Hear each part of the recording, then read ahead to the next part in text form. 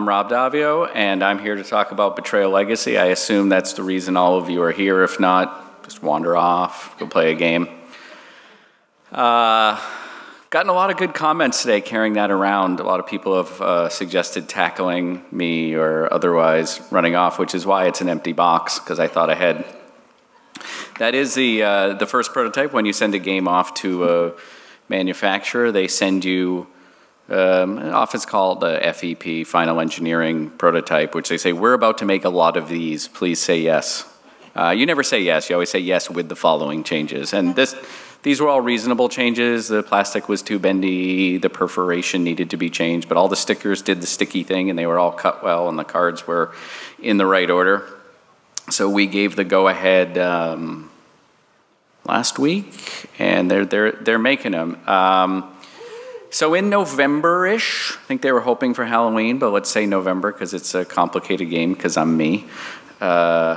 This will be available in retail. And what we're going to talk about today is really this is the first time that we're going to do a little bit of a deep dive into some of the, a medium dive into some of the ways that this game is different from regular Betrayal.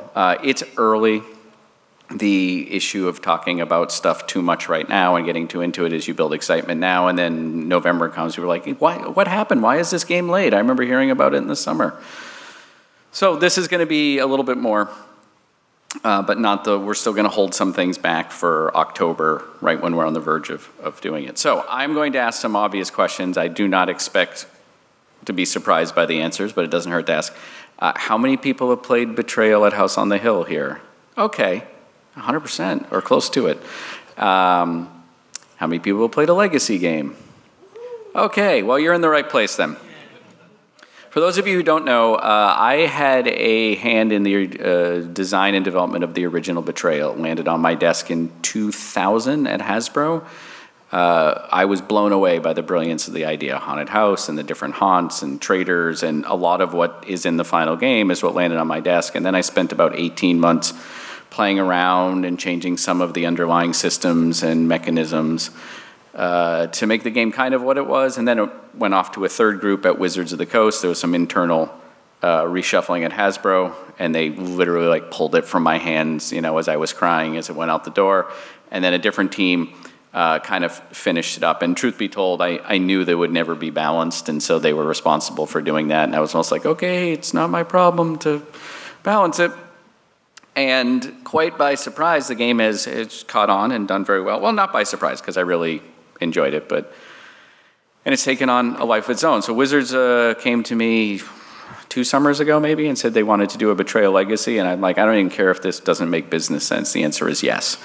And to some extent, it made business sense, but not really. I probably could have made 4 games in the time I made this game, but I'm very happy with this game. So what I'm going to do now is I got a presentation. I'm going to walk you through some of the ways that this game is different from the original game, and mostly just how we changed some stuff. I did lie, it wasn't quite an empty box. It did have all the books that are in the game. So what I'm going to be doing is kind of walking you through, when you first open the rule book, there's this thing that says 10 ways this is different from base Betrayal. So I'm just going to kind of do like a dive. What we discovered when we were designing this, I'm sure every one of you, if we got together and discussed how to play Betrayal, you would have a different way of playing. I got into gaming through first edition Dungeons and Dragons in the early 80s, where you just got these books and you're like, let's play this way. And I had the mindset at the time that that would really be the case in board games. I mean, you can't figure it out. You're all reasonable people. You'll just make a guess and you'll keep going. I was young. So one of the things we're going to talk about today is how we tried to figure out what the rules actually are from the original rules, or what I intended them to be. And even amongst the design team, they're like, why'd you change that rule? I'm like, I didn't. I'm like, no, that's not how it plays. And I take out the rule book. They're like, oh, I played that wrong the whole time. So what we've done is tried to just sort of codify down and say, this is really how you're supposed to play, but at the same time, not take away from the fun that a lot of people get out of Betrayal, which is it's a little loose, it's a little goofy. So we tried to do something where you can kind of ignore it, but if you get into a rules question and say, well, wait, how is this supposed to work? You finally have some answers. So to start out, let's see how this remote works. Perfect. So we have an overview. It's a legacy game. The game is divided into 13 chapters and a prologue, which technically is 14, but 14 isn't spooky, so we call it a prologue and 13 chapters, instant horror. And it is, in a way, sort of an origin story of the house. If you've played the original game, you're going to have some Easter eggs scattered all throughout this. We had a delightful time, both from the original Betrayal, from movies, TV shows, literature, all sorts of stuff. It is a more serious theme in some ways than the original Betrayal. Like, the original Betrayal has a lot of horror that was based off 1950s sort of I was a teenage zombie sort of thing. We had to kind of fish in a different pool. And since we were doing an origin story, the game starts in 1666 and goes up to present time. There wasn't really campy, tropey B-movies in 1725. What there was people who were genuinely terrified of the devil coming out of the woods and possessing them, so the haunts have a slightly different tone. But at the end of the day, it's plastic and cardboard and books, and you're not going to be too scared. Well, you could be. Put the lights down, put some music on. I mean, I'd like you to be. I'd like you to be creeped out at least once or twice. I don't think you won't be able to sleep at night after the game's done, much as I wanted that to be the case. Except you over there. Yeah. So you're going to play a family. And this family, you're going to play all of the generations of this family going into this house. As this house grows, as the story of the house evolves, you will have some control over what happens in this house, but you're in a horror movie, which means you won't have a lot of control until the third act when it's finally when the heroes go, wait a minute, I've got a plan. So you're going to be on a bit of a ride. Much of what you would expect from a Betrayal game will take place here. You're going to play a while, you're going to get a haunt. Usually, in most cases, someone becomes a traitor. Lots of blood and dice rolling and murder. And we've put a story around it. So if you played Pandemic Legacy, this has a legacy deck. You're going to get a story. If you play the game 2 or 3 times, you will get variations on that story. It will not. You can't do a branching narrative over 14 chapters. The combinations just get too broad, but you will get variety. There is an emergent narrative. There is an ongoing story that hopefully you will enjoy. And then when you're done, you will have played 14 games. You will have played 14 haunts. The game has 50 haunts. You will have a custom worn-in version of Betrayal that is unique to you. Certain tiles will be unique. Certain things on tiles. Yes, I'm being vague. Certain cards, your event deck will be very different from other people's event deck.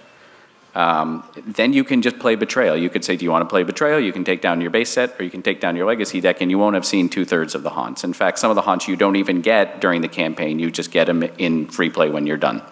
They exist outside of it. So, and then if you went back and you wanted to start the campaign and you were willing to sort of cook the books a little bit and do like fixed dice, you could basically play the campaign again and never see a haunt that you saw the first time through. So what you're doing is you're kind of telling this origin story, and then at the end you have a version that if you went over to someone else's house, you'd be like, what is this card? What is this? How did that come into play, right? And you'd have your own little stories. You play a family member, as I mentioned.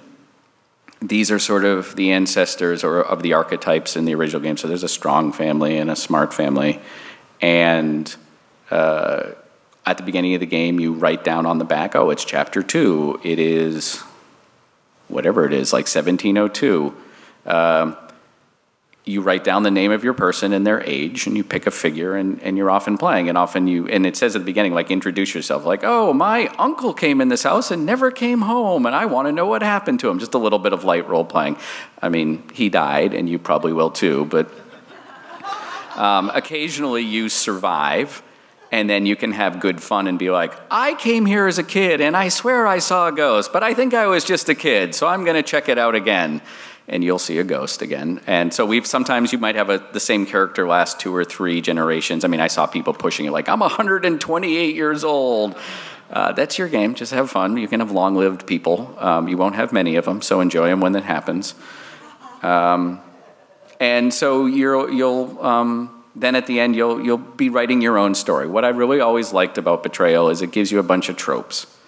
Here's a crypt, here's a ghost, here's a rusty knife, and you just write that story. You're like, oh, I get it, I know how this story goes, and then people fill in the blanks. This does that on a macro scale. Not only will your game have chances for you to populate your story, but the campaign, the history of the family. I played with a group, and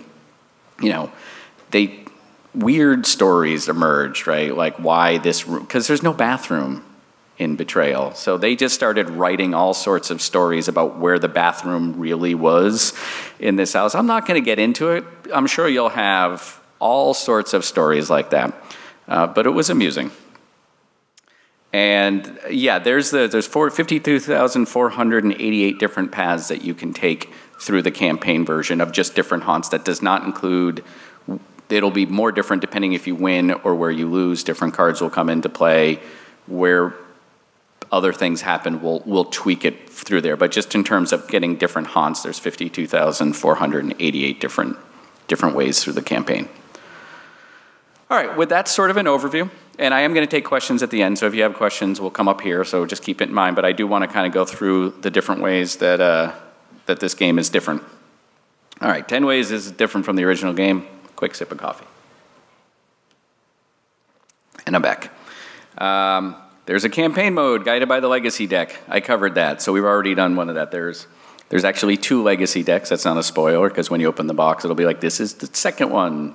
Don't open it, because it'll be like 1880. That's just wait, start in 1666.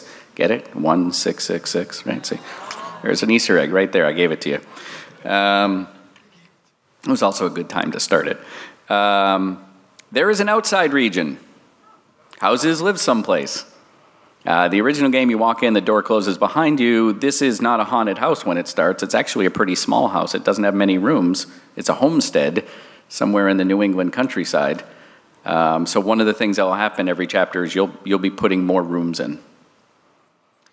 Start of the game, you'll punch out 3 more tiles from what we call planks, or maybe 6 more, and shuffle them into the deck so you won't even know. And you might even like, oh, I haven't seen that. Wow, that's brand new. And then, no, it was just in the stack for 3 generations and you never found it.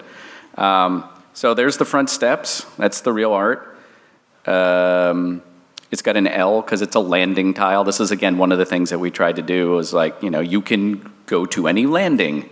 Well, what's a landing? Well, we put an L on it. It's basically each of the, the stairs in the different regions. There are 3 paths that go off it. There's the doors. It's the other side of the front doors. It's got that little bump out, so you can't accidentally put a tile there because that's where the house is supposed to be. And then there's 3 circles in the corner. It tells you right at the beginning that's where ghosts will appear. That's one of the ways that your game will be different. How will ghosts appear? I won't tell you. I bet you can figure it out.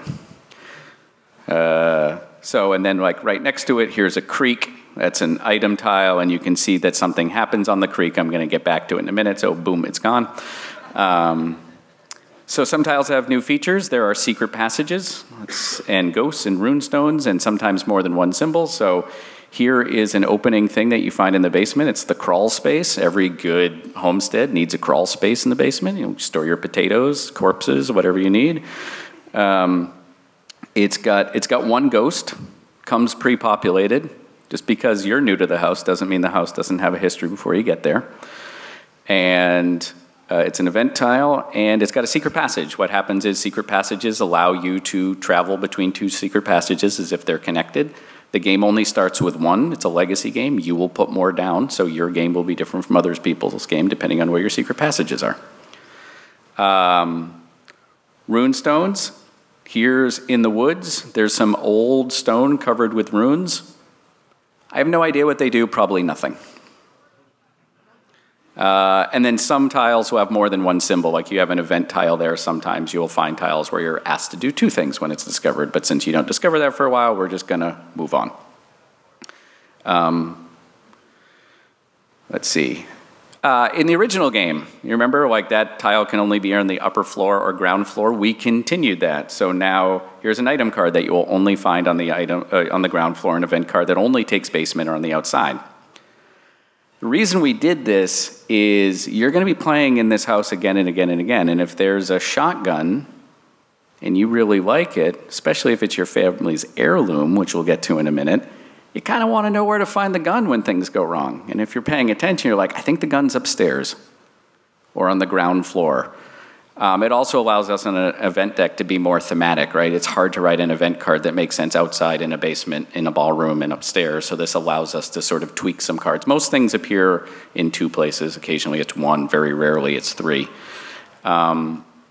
So it allows you to, like that event card, I don't remember what it is, but it probably isn't very good, unlike the rest of them, which are, free ice cream. But it's probably like something very gloomy that would make sense outside, like, where we don't have to talk about floors, we can talk about the ground. And so it just narratively makes sense. As a result, there are no discard piles in this game. You always take your cards and just put them to the bottom. You just bury them like, oh, no, I'm not on the ground floor, put it to the bottom, put it to the bottom, put it to the bottom. So everyone can kind of have a deck if they want. I'm the item deck person, and you just cycle it. And you're like, here's your card. Because otherwise you just have a ton of discard piles. So there we go. There's new terms. Bury, you put it on the bottom of the deck. You never discard. Just bury this, and this happens. Heal. If you're wounded, you heal. You go back to start. Critical, almost dead. A lot of things that we noticed in the original Betrayal is that a lot of terminology is like, if you do this, then lose 2 speed, but you are not allowed to die, so go to the lowest trait. And we're okay, the lowest trait is critical. So we just called it like, hey, take 3 speed, but not below critical. Or then you can have an item which is, if you are critical, you take the adrenaline and you instantly heal. And we just tried to get some keywords and some codifying of rules so we don't have to have long sentences to explain concepts that were coming up again and again. And then you had like lose a might, lose a speed, take physical damage, and we just included take general damage, which is you can split it up amongst however you want. So some things will be general damage, which is great because your traits are your hit points, and so it allows you to allocate them. So we've just played around a little for more design space. Sometimes cards get altered. What kind of legacy game wouldn't ask you to rip things up or put stickers on them? So here is a starting card called a Book of Scripture, which was called the Bible until the last minute. And then Wizards lawyers said, can we call it not the Bible? And so we called it Book of Scripture, which I'm actually happy with because it somehow seems moodier and more 17th century. So thank you, lawyers. It's got a name above it. That means that you can have your version of the Book of Scripture. You can call it Bob's Book of Scripture if you like, or you can call it the human flesh-bound Book of Scripture. It's really up to you to decide which tone you want to have this game be. You can see it has the name sacred under it. Some things have a keyword. They're sacred or they're a weapon. So Haunt might say, take 3 sacred items and throw them in a well. Few pages ripped out, odd. You get your flavor text underneath it, and then it's got the ability. You may bury the Book of Scripture to avoid all damage taken from a firearm. That's stopping a bullet, that lucky shot that happens in every good movie, or to Teddy Roosevelt. You can see at the bottom there's this little symbol right here. Those are called heirloom symbols.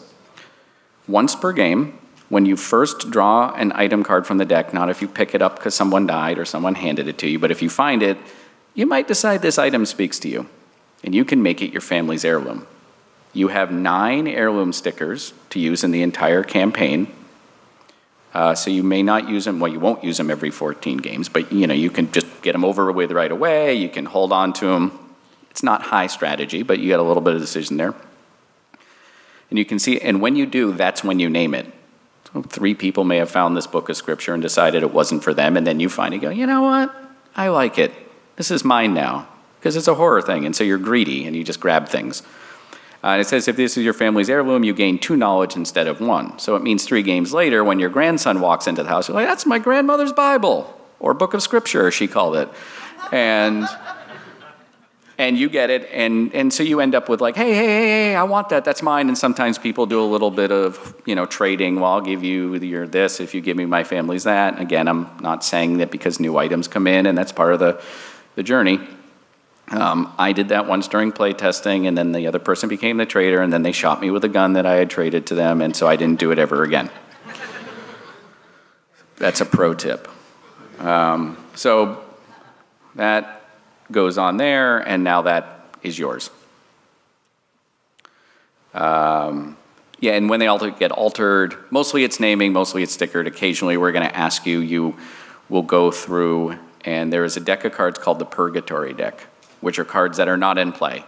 And certain things that you do or fail to do will tell you to fan through it and take Purgatory card 218 and add it to your event deck. Because, like, you murdered a clown and now there's a clown ghost. I use that as an example, and I'm really upset I didn't put it in the game because it would have been great, but no. And then if someone else in a different game didn't murder the clown to create the clown ghost, it might 2 games later say, hey, if 218 is still in your Purgatory deck, destroy it. It's not part of your story. And you don't know exactly what it was or what you did or didn't do. You just know, like, sometime a game or 2 ago there was some decision point. And yes, it's hard to get rid of cards, but at the end you're going to have this thing that really reflects what you did, not a giant pile of nonsense. What we have done for the next thing is we have organized the turn a little bit into something called actions. And again, our whole goal was not to make the game play different, but just to kind of put some stakes down to clarify what you were doing. A lot of times in the game, if you look through the original rules, it says you can do this, but you can't do this with something you use, and you can do that. And a lot of cards say once per turn, or when you first draw it, you can do this, but then on future turns, it's once per turn. And we were like, we need a better way of doing this. And luckily, one of the people inside at Wizards, a guy named Andrew Veen, works on the Magic team, and I said this problem to him, and like 8 seconds later, he had the whole solution fleshed out, which is just, we've just given keywords. So on your turn, you have your moves, which is regular betrayal. You like look at your speed, and that's the number of moves you get. And you, in between your moves, in between moves, you can use actions. And the action is just you can't use the same action twice in a turn, and the same card can't have the same 2 actions applied to it. So you get this basic give, drop, take, and there's pick up and a couple others. Like, I can give you something. That means I can't go 2 rooms later and give something to someone else because I already used my give action. So I have to make a choice between what I'm going to give. Or I can drop stuff on the floor. I can drop as much as I want, but I can't sort of titrate out and drop stuff all over the place. I have no idea why you'd want to do that, but you can't, so it doesn't matter. And then going back to the creek that I showed before, that has a word on it which says drink. And it tells you to make a speed roll. And then it tells you, this is sort of a patch for healing. 3+, you weren't thirsty, but you lose all your moves. 1 to 2, you actually gain a speed. And then 0, there's blood in the water, and you lose 1 might. So if you're down to 1 or 2 speed, and you're like, I'm in trouble, I'm going to drink from the creek, make a roll, and try to get myself healed. It's there as sort of a last gasp before it all falls apart, but you're not really encouraged to do it if you have 5 speed, because it probably won't work and you'll lose all your moves. But if you happen to end your turn there, you're like, yeah, why not? And so it's got a drink action. So what that means is you don't have to remember whether you did it this game or not this game, or did it this, like, I drank this turn, I'm done. Now, if you're also carrying a wine flask that had a drink, you have to decide where you're drinking from. Do I want to drink wine? Do I want to drink from the creek? I can only drink from one thing on a turn. Again, game doesn't break if you forget this. But we're just trying to put some rules down for how it works. And so here's a crossbow.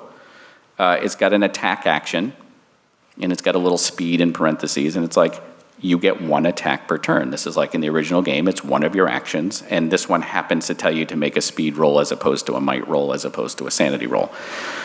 So that's basically it. And this one has a fun thing. If you kill your target, check a box. When all boxes are checked, turn to entry 156 in the Bleak Journal, which is this book. This has several hundred entries that will tell you your story through this world. You don't know what happens when you murder 3 different people with a crossbow.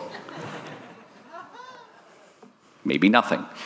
And it's actually kind of hard to kill 3 different people with a weapon, you know, because it's not, no, it's monsters too. But anyway.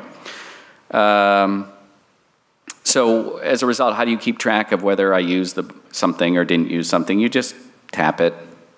We were going to call it tapping it because you can, because it's a Wizards game, but we thought there might not be people who wouldn't know that intuitively, so we just call them used or unused. Like, oh, I used my crossbow, turn it sideways. That means I can't drop it.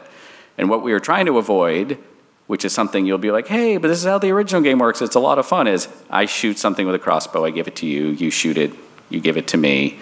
Technically, that's not how the original game works, and it makes it very, very hard to balance haunts, because if you have a 5-player game, then 4 people get the crossbow, and in a 3-player game, only 2 heroes get the crossbow, and it's just really imbalancing to try to give each chances a side to win. Now we know the heroes, if they have the crossbow, can use it once before the monster goes, not 2 to 4 times.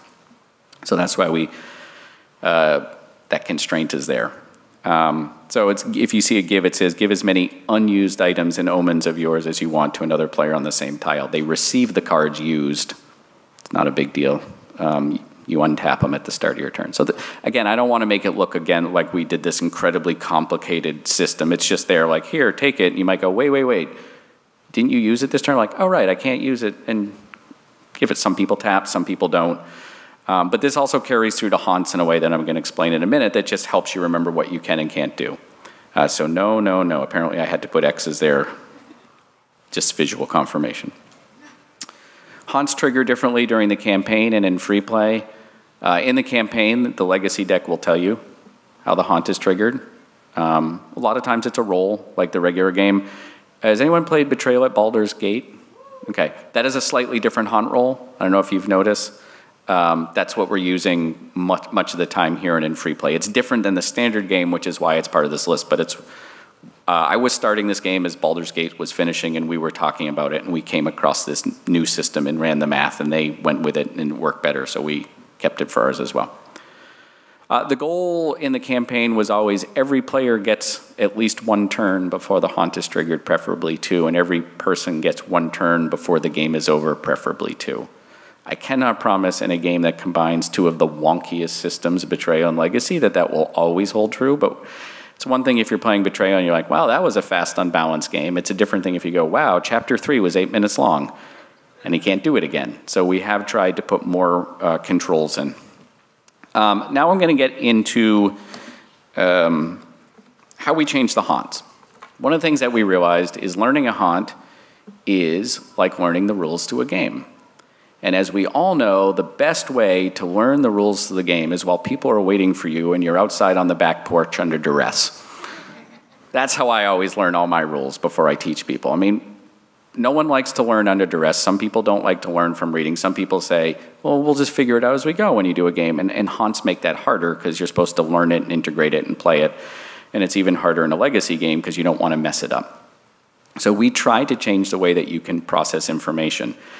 The downside of this, I didn't have the original files, so I'm going to show you a lot of close-ups which run the risk of making it look more confusing. And I have these books, and you can come look at them after. What we've done is at the beginning of the haunt, we have put a fake haunt. It's just called Death at a Wedding. And you can't play it, but it calls out how to process a haunt. So when you see it in one big chunk like this, it should be cleaner than all the close-ups we have. And then the other half of Death at a Wedding for the heroes is in their book, which has different call-outs as well. One of the things that we figured out, because a playtest group just did it and said, I don't understand why the rules are different, is there's no reason to set up a haunt in secret. So you go off to the other room and someone's setting it up, and you read everything and you try to figure out what you're doing, and then you come back and either someone changes the board or you have to look at the board, and then you spend 5 to 10 more minutes figuring out what you're really going to do now that you know what the board is set up. There is almost nothing in the setup that's a surprise because you're going to see it before you take your first turn. So the idea is just do it. And so you basically what happens was that the haunt starts with some flavor text at the beginning. You read your flavor text out loud so the other side hears it. They read their flavor text to you. There is coded messages in the flavor text. Your temptation will be to ignore it. I'm going to tell you, you shouldn't. So what happens is in the original game, where it says, we know this about the other side, or we believe this, and it gives you a little hint. We've put that in the flavor text. It says, for this one, Death at a Wedding, which is just about a ghost bride. It says, we know these things to be true, that the bride believes one of us is her true soulmate, that someone is her true soulmate having the same name as her beloved, and that the traitor will try to murder the soulmate for the wedding to start.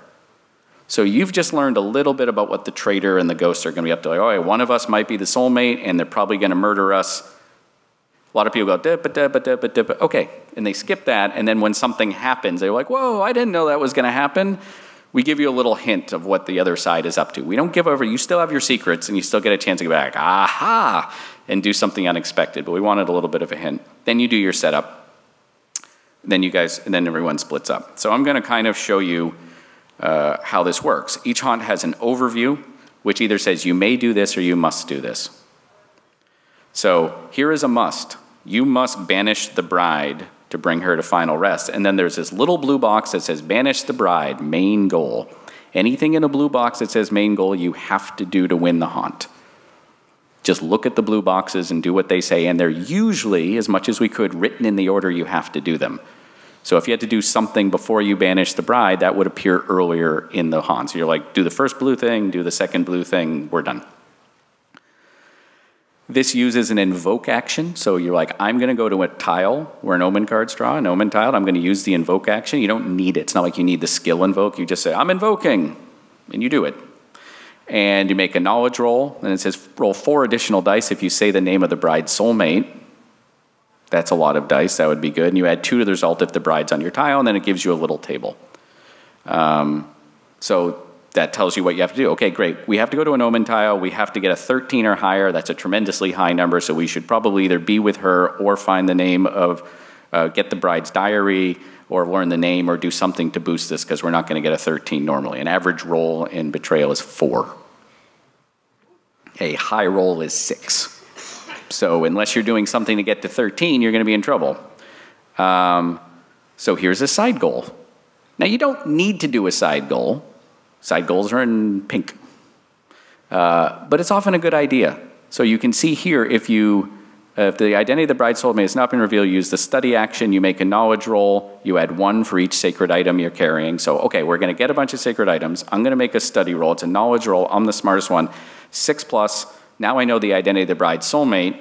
So when we do this action, we can add 4 additional dice. So technically, you don't need to do this to win, because you can just get your traits up to 8 and then roll a 13. So technically, you don't have to do that side goal, but it's usually going to help you. And then, oh, here, I just went back to show you instead of going back and forth. Now, so that's basically what you have to do. So if you look here, there's a side goal. It says find the bride's diary, read the diary, banish the bride. Technically, you don't have to do either of these, but they add +4 and +4 to this one, so it's probably a good idea. And at the start, it says, you may find the bride's diary, you may find the name of the soulmate, you must banish the bride. So you look at it like, okay, we got 3 things to do. These 2 are optional, but they boost the dice to the 3rd one. Let's start playing. So let's look at the traitor side. The traitors and the monsters in Betrayal come with sort of a pre-packaged set of fun things that they can do or can't do or break the rules, which no one remembers and everyone does it wrong, and I'm sure your group has an awesome version of doing it like mine does. So we just put them on a card. So when you become the traitor, you just take the traitor card, and it has that little box, and it has that great thing, and it's like, here's all the things that you can do, and they're a little bit different from the base game because of the legacy mechanics. And then in the Traitor's Tome, you also get that same box, and it's like, in addition, here are the new powers you get and the new goals that you have to do. So you have to dress the corpse for marriage, because that's gruesome, and then you have to conduct the wedding. And then at the bottom is something called a reaction, which we'll get to right now. So it's like, okay, I have 2 things I have to do. I have to dress the corpse, I use the prepare action, and conduct the wedding, which is an invoke.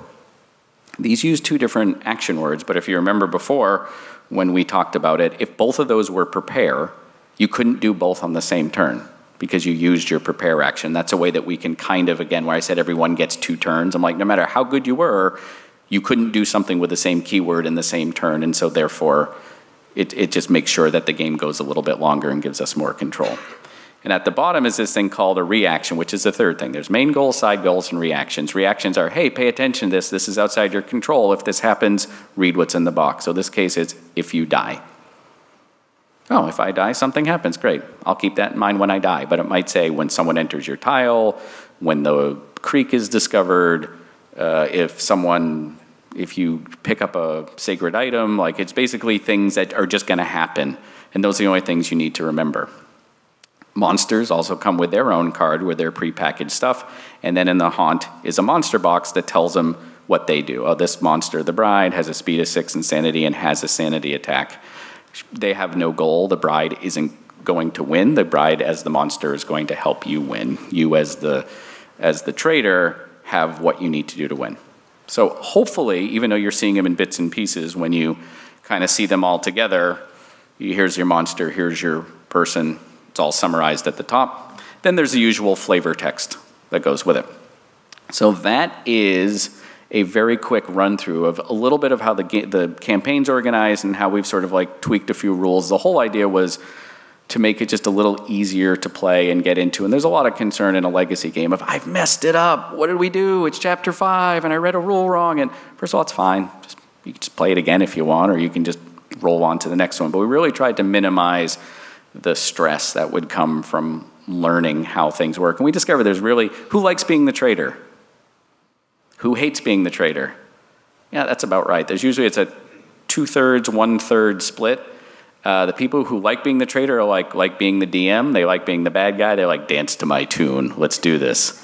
They also tend to be people who don't get panicked about getting a rule wrong or are very good at reading rules from a rule book.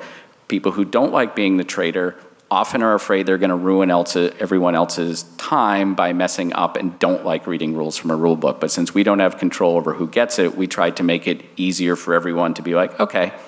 And it even says in the rule book, by the way, whenever you use something in a box, other people can say, read the box to me. So if I do dress the corpse for the wedding, you're like, what are you doing? What was that? You're like, oh, I prepared the corpse, and you read prepare the main goal. And you're like, oh, okay. So everything eventually becomes public. What you're trying, you rolled the dice and you failed? What were you trying to do? I was looking for the true name of the love. Oh, you can look for that? Oh, I better hurry up. We say if you really just don't know what it means, just read the box out loud and get consensus. You're only like losing one turn before everyone figures it out anyway. You know, and you lost a little bit of the surprise, but it's probably better for everyone to be like, how does this, I think it works this way. Okay, cool. And then you just spring it on them. So that's basically where we are now. And it was a little bit of a nerdy deep dive. Thank you. I'm like, this has been like thank you. I am very, very happy to take questions. We've got about 15 minutes before the next person, who is me, gives a talk in this space on a completely different game. We are going to ask you to go up to this microphone if you don't mind. It just lets everyone hear. Otherwise, I have to repeat the question. We are recording this. It might be shown later on a stream, and it just allows people at home to be able to see it. If there are no particular questions, but you want to take a look somewhat at the books, I'm going to encourage you not to look through them. If you wanted to see like these, how they look all together, that's fine. If you wanted to ask something in private, I will not let you read the bleak journal with its entries. Then also feel free to come up after. I'll leave a little time. So you mentioned earlier that this is, if you replayed it, you could play through completely different haunts if you did some math and whatever. You need a new box to do that, or is it resettable in a way? It is not resettable. You could jump a bunch of hoops to not, well, you could decide we're not heirlooming anything, and we're not naming any cards, and we're not adding ghosts, and you could do a lot of things to make it resettable if you wanted to, but you wouldn't have your own worn-in version. Just to let you know that you can play it exactly twice without seeing the same haunts. Chapter 1, for example, has 2 different haunts that you can get out of it. So if you played it a third time, you'd hit one of them again. Okay, so you said earlier you can have people in different generations. Is there any advantage to have somebody go longer than if they don't? It's just narrative. You could just, there's no difference in age. It doesn't use like old D&D tables like I'm 80, so my might is 2 lower, but my wisdom is higher, and I know how escrow works, and you know, like all sorts of, it's just there are 5 figures in the game. There's an adult male, adult female, and like a young teen age male and female, and then a little kid, but like in 17th century flowy garbs that you can decide as a male or female. And what you do at the beginning is you just say like, oh, I want to be a little kid in this one. Everyone cool with that? I'll take the kid. And then you put your family's colored base on it. So it pops on, and so you're the red family. And then you can play, and then later on you'll be like, now I'm grown up and I'm this woman. And you could just take the female figure in the next one. But there are no advantages other than narrative. I'm assuming that the house changes on every gameplay. Yeah, the house is haunted, so at some point, well, the idea is it's 25 years later, and you're like, oh, we've been renovating. We moved the master bedroom to the upper floor, and we dug some caves. And if you remember, the dining room used to be here, but now it's over here for no particular reason. There's certain things we had to narratively hand-wave away, and one is the house getting radically redesigned every 25 years was one of them. Most people have just run with it. They're like, oh, I see you've made some changes since we were last here. And they just kind of go. If you can talk about it, is there any nods to the characters in the original Betrayal?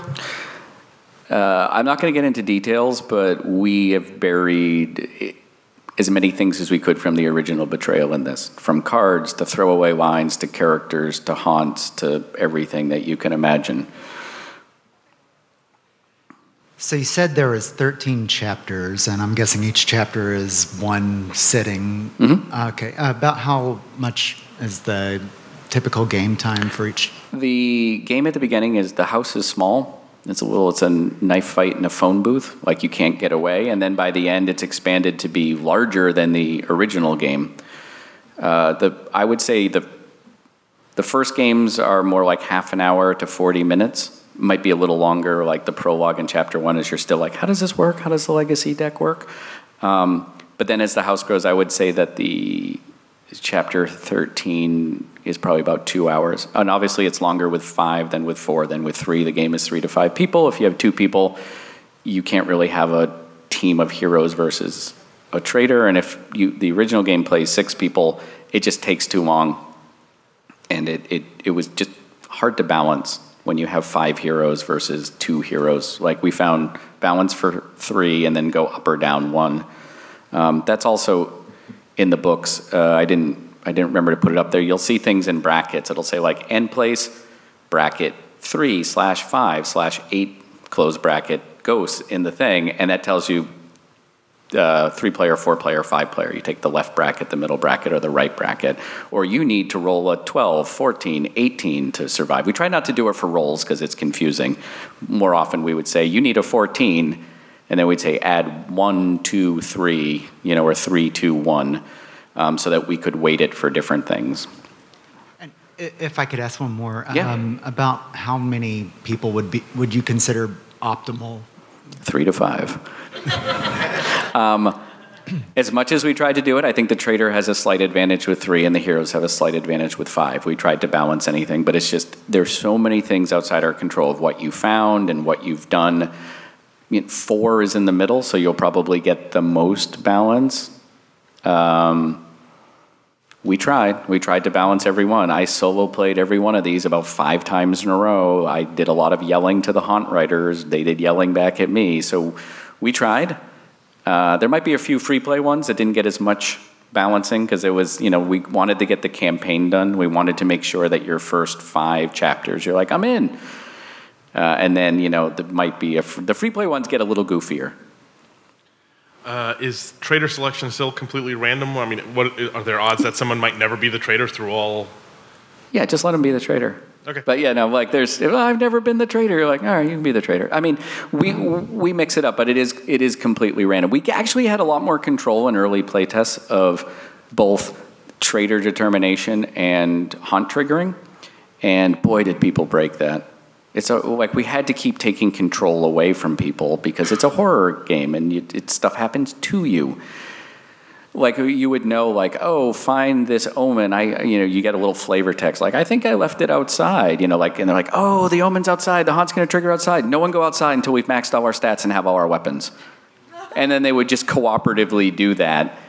And then so like we start giving like, well, the person who triggers the haunt gets a cookie. You get to heirloom something.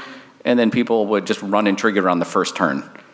And I'm like, okay, so finally we sort of went back very much to what we had before. What changes, not to get too much into it, is the number you need to trigger the haunt starts out pretty low because the house is small and then goes up and up. And then there's a global rule which says if you ever have to draw an omen and they're all gone, the haunt automatically starts. Because technically, mathematically, you could get to the end of the omen pile and never have rolled it. It's like a 1 in a trillion chance, but I'll hear about it.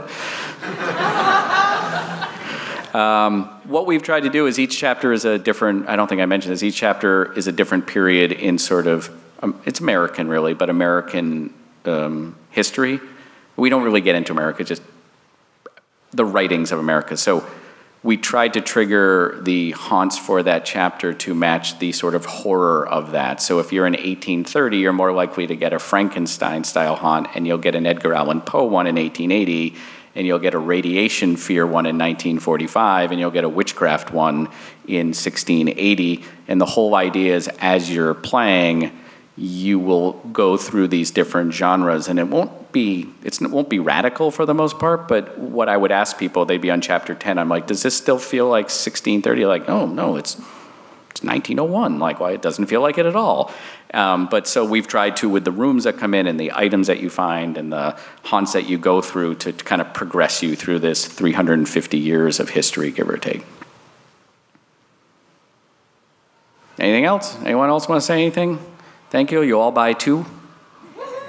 So I've had a tremendous amount of fun doing this. I hope that you enjoy it as much as every time I've worked on Betrayal, I've enjoyed it. And then I'm hoping 15 years from now I get to do a third one and then retire.